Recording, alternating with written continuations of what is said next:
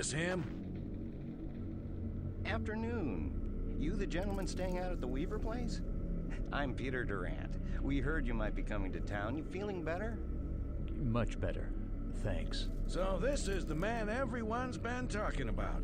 I figure he might be a good place to start, being a stranger and all. Gentlemen, let's be a little more accommodating. This man is a guest of Mrs. Weaver, and we should show him the same respect that she does. Well, maybe it'd be a good idea for Mr.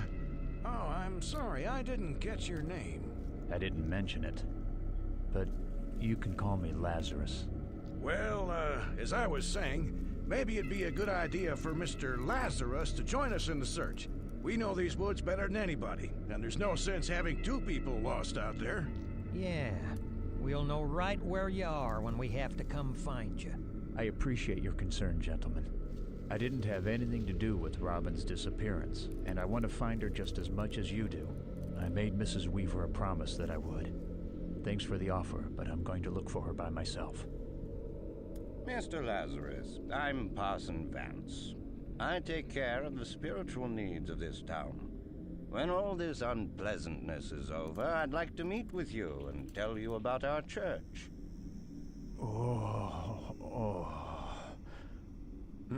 You don't look so good, mister. Why don't you come in and sit down? You boys go ahead and start the search. I'll take care of Mr. Lazarus and send him along when he's ready. All right, Peter. Come on, boys. I want to get out there before dark. I don't want that poor little girl to have to spend another night out there. Listen, friend, don't mind what the men are saying. Tensions are running a little high around here since Robin disappeared. There's always been talk of the woods being haunted. Robin disappearing just brought all those legends back to the surface. There's even a legend about a witch out there. But even a silly superstition can add fuel to the fire. Oh my. You don't look so good. I'll be fine. I just need a minute. A minute to...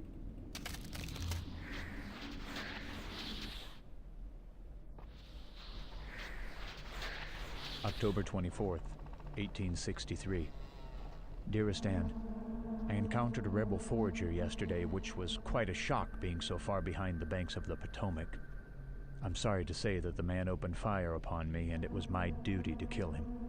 I have arrived in the town of Burkittsville, Maryland, which is where my company is currently quartered.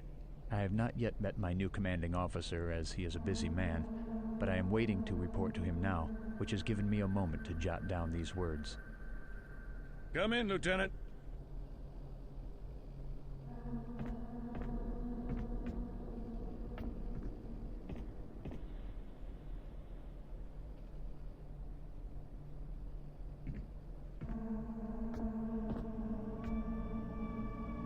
Lieutenant Robert McNichol, reporting as ordered, sir.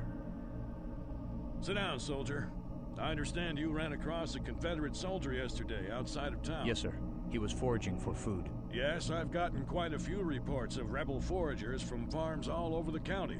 The enemy sends in small teams like this from time to time to find food and supplies, and disrupt our communications whenever possible.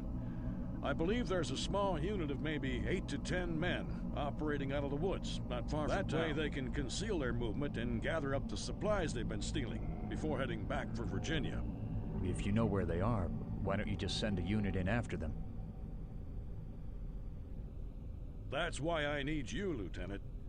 Now, I'm sorry to have to do this to you so soon after your arrival, but you're the only combat-experienced officer I have right now, and we've got to put an end to these raids. With all respect, sir, I was hoping to get a break from combat out here. My unit was wiped out at Gettysburg, and I'm well aware of your record, Lieutenant. Listen, I get all kinds of troops assigned here, from down-home farm boys who don't know which end of a rifle to point at the enemy, to men who've seen way too much of the horror of war, like yourself. But I have to do the best I can with what I've got. Washington just can't afford to send any troops out here to track down a single rebel foraging unit, so we have to take care of them ourselves. And you're the only officer I have right now who isn't a green volunteer or useless at commanding men. I know, sir, but But nothing. I've seen your record, and you know how to lead men. Right now, I need a man like you, and I am giving you a direct order to take a small group and find those rebels. Now, Lieutenant, are you going to refuse this order? No, sir. You can count on me. When do I leave?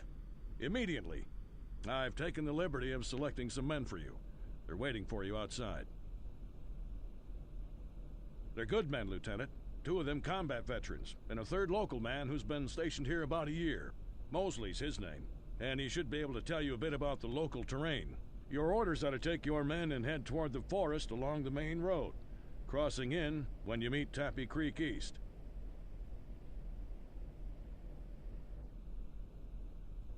Find the rebels, report their strength, and avoid direct engagements if you're outnumbered. Otherwise, use your own discretion in confronting and eliminating any raiders you encounter. Any questions, Lieutenant?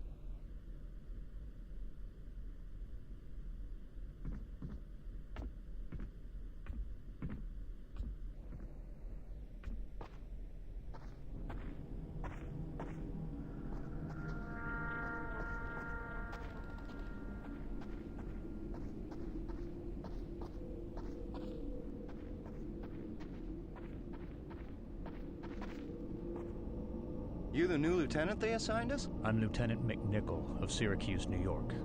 I've been assigned as your commanding officer. I'm Private Mosley, sir.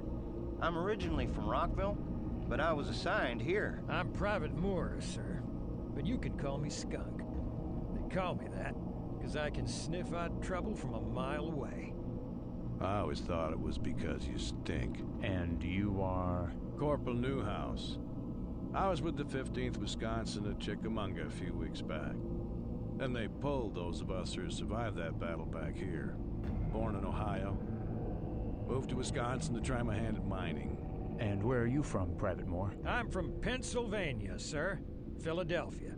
Well, gentlemen, it seems that a band of rebels are operating out of the woods nearby, and they need us to root them out. Our orders are to track them down and capture them if we can, or shoot them if we can't. Gather up your field kits and meet back here in 1 hour to move out. Private Moore? Call me Skunk, sir. Private Skunk, see if you can arrange for us to acquire some dried beef and fresh vegetables to take with us. I don't intend on eating beans and hard bread tonight. Yes, sir. I'll see what I can do. Mr. Lazarus, are you okay? Are you okay? Thought I was gonna lose you for a moment there. I'm sorry. I think I was just caught up in a memory. Well, like I was telling you, the townsfolk of Burkittsville are prone to getting caught up in the hysteria of the local legends. Now, what's your involvement with the Weavers, if you don't mind my asking? Mrs. Weaver took me in. I was hurt and I needed help. She asked me to find Robin in return. She seems to think I'm the only one that can find her. Curious woman, that Mrs. Weaver. She's convinced that the search party is doomed. She put the fear of God in me. Yeah, she has that effect on people. Her whole family seems to be aware of things the rest of us aren't. Even little Robin seems to have some sort of unnatural affinity for those woods.